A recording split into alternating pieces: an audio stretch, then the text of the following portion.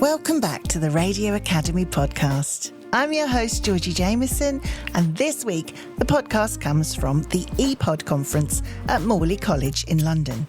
EPOD is education through podcasting, and it's for academics, researchers and professionals to come together and share their research and practices using recorded audio media and podcasting. I chatted to Adam Grattan from Community Cast, student Diana Wang from the University of Warwick, Lisa Hack, a senior technical tutor in audio, radio and podcasts at Goldsmiths University in London, and one of the keynote speakers of the conference, award-winning producer and content development exec, Meera Kumar. But first, I started with Carl Hartley, who's one of the organisers of the event. So I'm Carl Hartley. I'm a lecturer in journalism at the University of Leeds, but I also work in industry as well, so I still work at the BBC as a senior journalist. And what a beautiful day. We're outside in the garden eating lunch. When I go back and I've got a suntan, my wife is going to say, "You said you were at a conference." It's gorgeous. We are halfway through today's conference at EPOD, where we've been looking at sessions, we've been delivering sessions, all kinds of stuff. Tell us, what is EPOD? So EPOD is education through podcasting. So here today you've got academics, you've got practitioners and researchers who research podcasting and or use podcasting within their teaching. We all believe, or many of us believe, that podcasts can play a really big part in the learning for students, whether it's creating podcasts, so the students create the podcast to demonstrate their learning, or whether it's academics who create the podcasts for the students to listen to and learn that way, or even researchers to get their information out to a wider audience. So we see the benefits of podcasting, and that's what we're here to talk about today, to critically analyse it all and just meet up with like-minded people. And I think that's why things like this lunch here out in this lovely garden in the glorious sunshine is so important, because everybody's swapping stories and contact details, and it's about that, networking, but we don't like that word, do we? It's just about meeting people. It really is about meeting people. To be honest, we could spend a whole week and still not cover everything that we wanted to talk about. And again, I don't think I'd get that past the wife. You know, I'm going away for a conference for a week now. In the sunshine. In the sunshine in London. So I'm glad that I'm on this podcast, so then I can say, see, I was at the conference. It's true. Yeah, absolutely. But no, you're absolutely right. It is about meeting like-minded people, talking things through. And sometimes, you have an idea of what it is, and someone else says something else, and it takes you down a different path, but actually you create something even better and even bigger. Tell us about some of the sessions that have happened so far today. There's been sessions with the Radio Academy in particular, which I thought was really good, because you were talking about RAMP,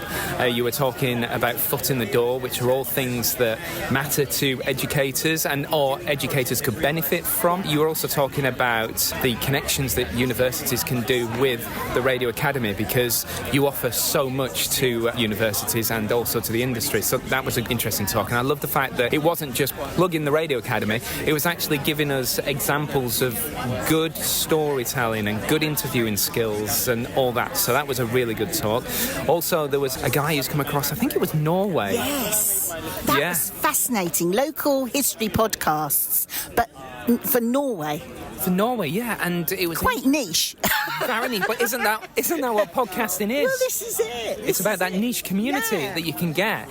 That was really interesting how somewhere else is covering or using podcasts to tell the stories, the history of fishing there, and also the work that Adam Grattan's doing as well with the Community Cast. I thought that was really interesting, because he's taken the podcast, but he's actually making a difference. It's actually changing people's lives by giving them the skills, because the skills that you need to make a podcast, a bit like the skills you need for broadcasting, are so transferable. Being able to tell a story, being able to talk to someone, being able to just have that confidence building, and the way that Adam's using that within his work, I think is really interesting. It's something that I want to, after this conference, talk to Adam again and find out a little bit more about it, because I'd love to see that scaled up.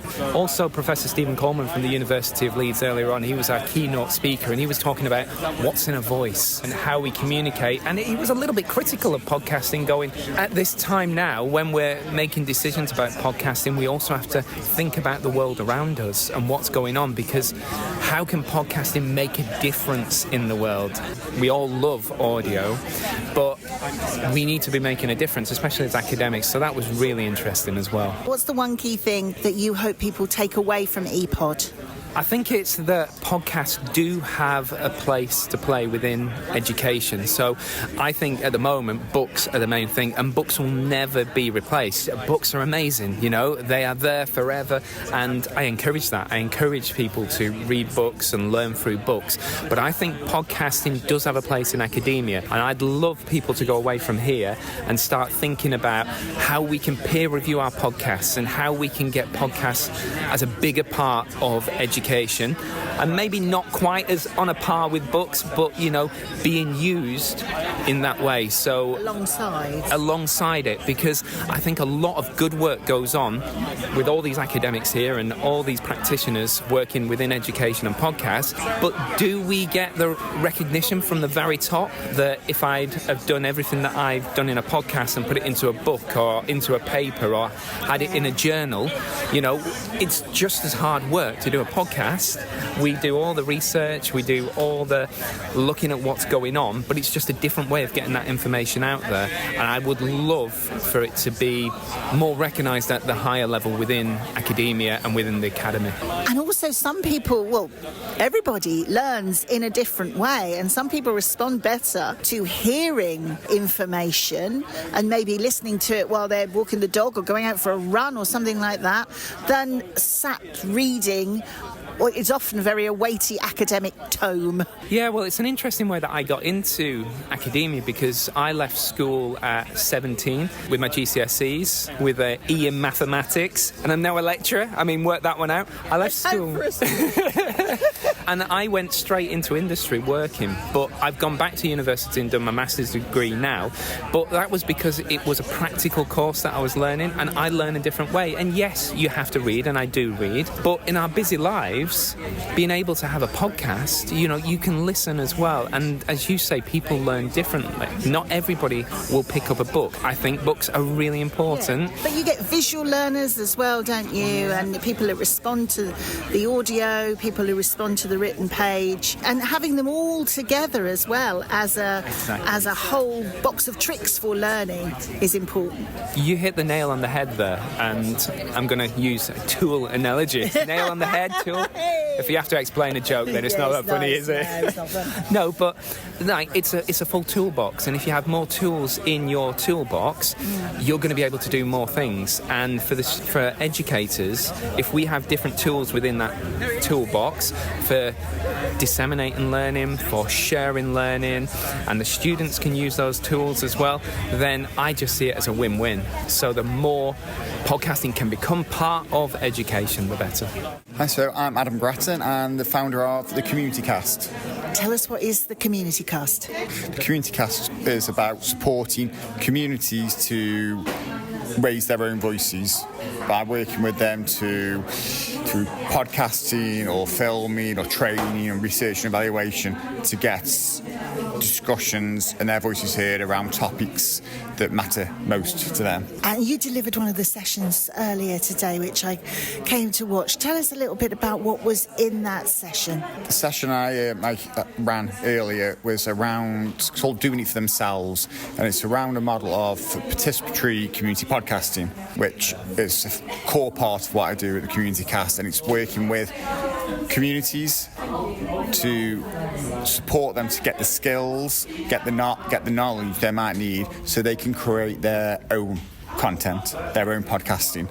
So from start to finish, they might not know anything about podcasting, they might know a little bit, and it's about from the sort of the concept building and the ideas through to the writing, structuring, editing, and potentially even publishing, depending on the size and length of the course that I'm running with that organisation or that community group.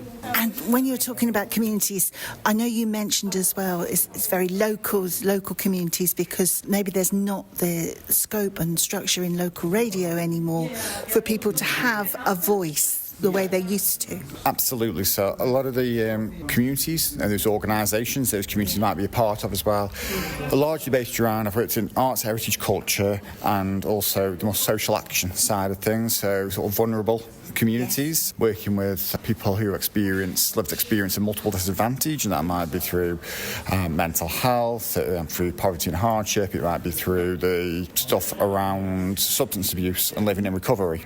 It's really offering up access to those communities who might not have had the opportunity to take up conventional sort of education around, communication, around sort of things such as podcasting, and saying, why can't people in those communities have the opportunity and not miss out just because they potentially can't go, for whatever economic or social reason, can't go to uni or college. And learn those skills. Yeah, absolutely. It's about the social skills side, and it's about the physical skills side. So doing all the stuff around a podcast, for example, learning all those technical skills, the equipment, the software stuff, the editing, techniques around interviewing and all that. Also then, and perhaps what's more meaningful for myself in doing this, is around how it supports the growing that equity, building confidence and self-worth, feeling of inclusion and that social value around that, and ultimately where people feel they sit in day-to-day society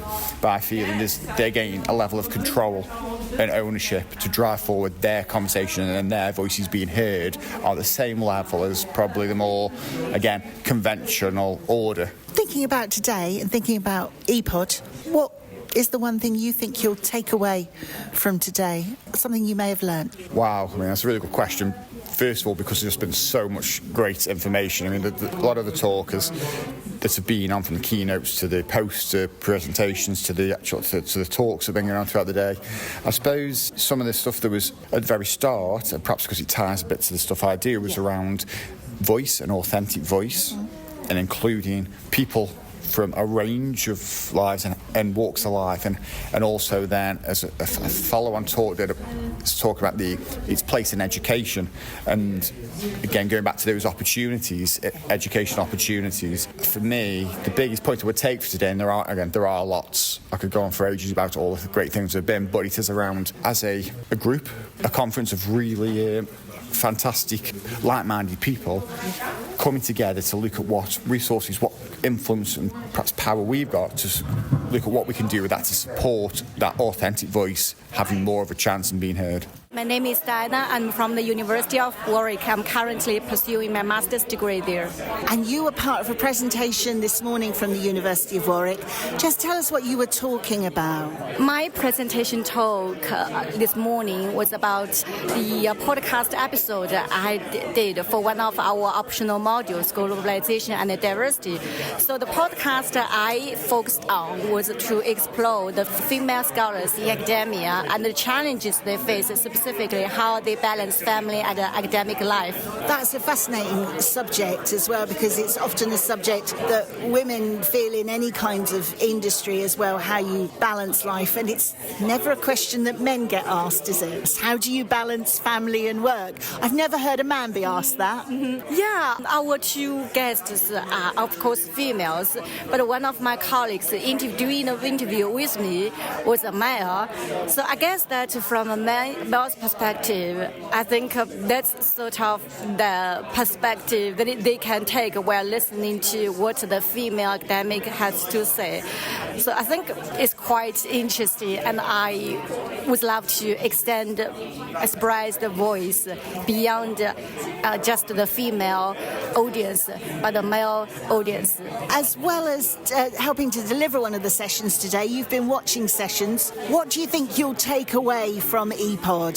I think the most impressive section from this morning's sessions is that as a student and as someone who doesn't have a lot of previous experience in podcasting, so the one that I did was actually my first one. So I think the most important takeaway is that how to use podcasting as a method, whether it's assessment method or it's one of the how we can link them to our module modules at college, how we can use our series learned in our module to connect with the wider audience, sort of to put theories into practice, to get more insights from people in actual daily life.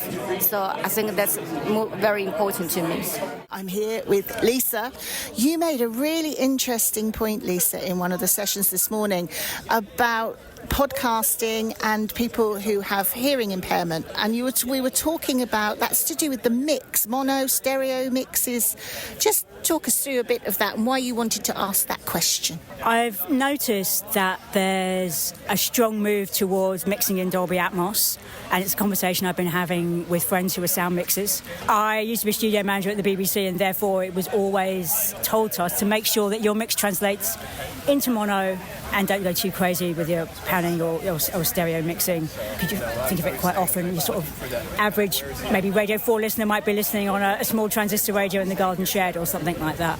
Also, as someone with a hearing impairment myself, I'm aware that there should be alternative mixes for people. So you can have your kind of immersive Dolby Atmos mix, but what is the alternative for it? And the statistic I brought up was that there's 4 million people in the UK who have hearing impairments. We imagine this notional listener who has a certain kind of hearing, but actually we all hear things really differently, and I think we need to remember that. So we will always get, this is what an average listen might be, and that we should bear in mind that people will be hearing the things that we make in different environments, some on headphones, some on speakers, some might put things into mono. Does your mix translate into that? I think it's been left behind a little bit as we've gone into podcasting, and hopefully it's still in the mind of public service broadcasters at least. And that's an interesting point as well, when today we're talking particularly about podcasting in education, that we want that to be as accessible to students as possible in whatever way they access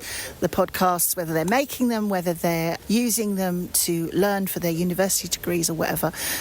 We can't exclude people, can we, Lisa? No, well, the reason I'm here is I'm kind of at the intersection of working in radio and podcasting, which I teach at Goldsmiths as a senior technical tutor in the technical side of it, but I'm also a student of education, which is why I'm here. So thinking about accessibility for the student body is top of the list, and how can we make sure, if we're using podcasting as an alternative for students who might find reading and writing difficult, we still have to make the content accessible in other ways.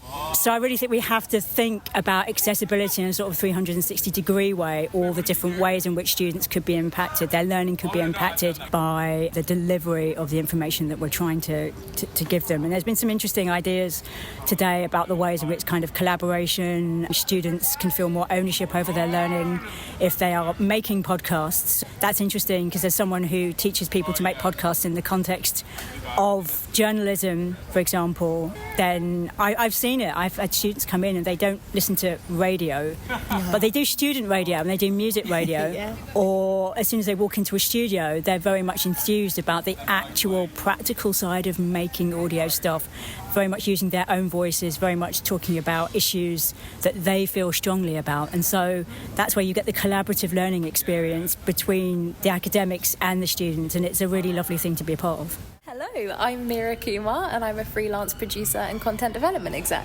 You've just delivered one of the keynote speeches for today about experimenting in audio and in podcasting. Tell us what you mean by experimenting. I mean, experimenting is about playing and trying things that you wouldn't ordinarily, or other people ordinarily wouldn't make. It's about making things that are bad. It's about failing. It's about trying something else. It's about making things that will never see the light of day. Experimenting is all about trying. That's it. Just trying something new, trying something different, and not really caring what the result is. And when you make those things and you think, right, I'm never going to... What do you do with them? Or do you just keep them in a file or in an archive somewhere and they never see the light of day? I showed some in my talk today, so occasionally they see the light of day. I showed a picture of a blob with legs, and the blob had ears all over it, and I showed a nose with ghosts coming out of it, titled Boogie Monster. Yeah. And what was the third? Oh, and then a pigeon that had been run over on the road. So really works of art. There was a point to all this, though, wasn't there? There was a point. Yeah. The point was I gave these 5 rules of experimentation, and the first one was create often.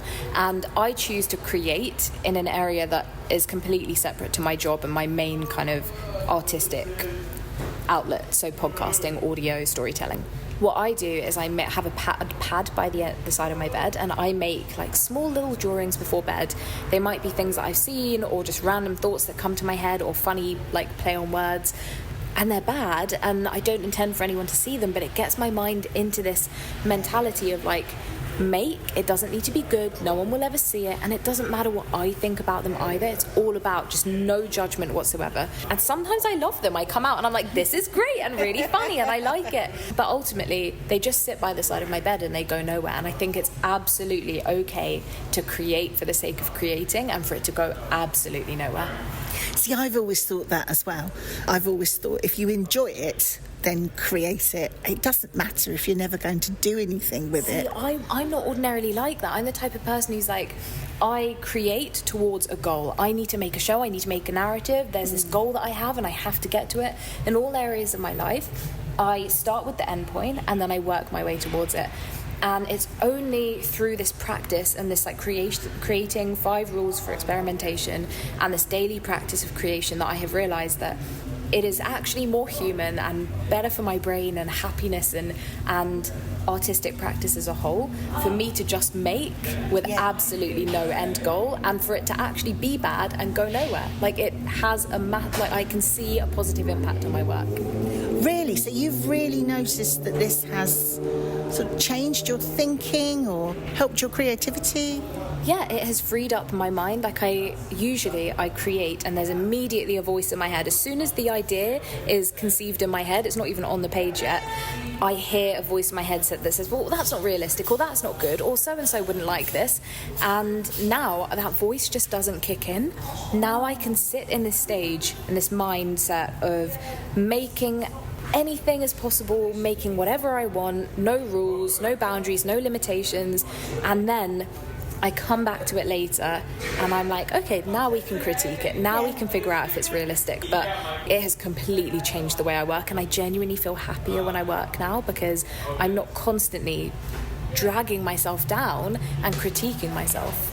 EPOD is about podcasting in academia. There's a lot of people here from universities and they're talking about students either making podcasts or they're making podcasts as a learning tool as well.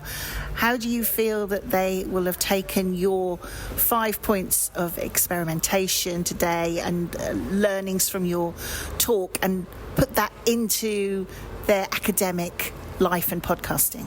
Well, it's not that long ago that I was doing 4 years at university, and I was studying Mandarin and economics, and I had to read a lot of economic papers and watch these videos and understand these textbooks, and it was really dry and it was really hard, and academia can be. I think they're onto something, but it's about how do you make that content really fun and entertaining. Like, university shouldn't be a slog. Learning something new and exciting, even as an adult, for no reason, just for pure curiosity, should not be a slog, right? It shouldn't be painful. And the barrier to entry and the barrier to understanding should not be purposefully high. I'm hoping that the tools I gave them in these 5 rules will help them think about how they can package their message and their knowledge in a way that is surprising and fun and entertaining and makes learning like a real joy, like it should be. Otherwise, I feel like we think to ourselves, well, I'm not going to try that, or I'm not going to learn about economics as an adult, even if I'm a little bit curious, because where do I start? It's so hard. And the one thing I said to them in that talk was, you are in this unique position where you don't have big companies behind you telling you exactly how you are allowed to create and what the rules are for creation. You have a lot of creative control. So if there's anyone I'm going to give this talk to, it should be you guys. And like, you really have an opportunity here to make something really wonderful. That is the theme of the festival this year, isn't it? Entertaining in education. It mustn't be dry, it mustn't be boring. If it's going to be a new tool to learn, we've got to make it interesting and exciting. Nothing to add. Exactly. What you said is exactly right.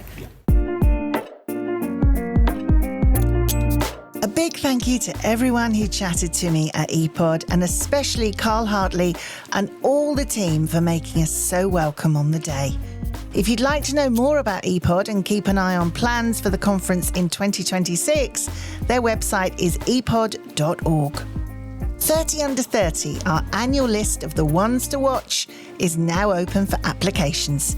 We'll also be holding a webinar on the 8th of July for any questions and queries you may have. Go to radioacademy.org/30 Under 30 for all the details and the link to register for the webinar.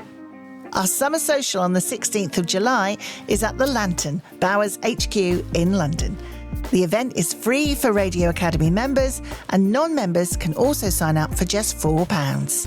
Go to radioacademy.org/events/the Radio Academy Summer Social London to book your place.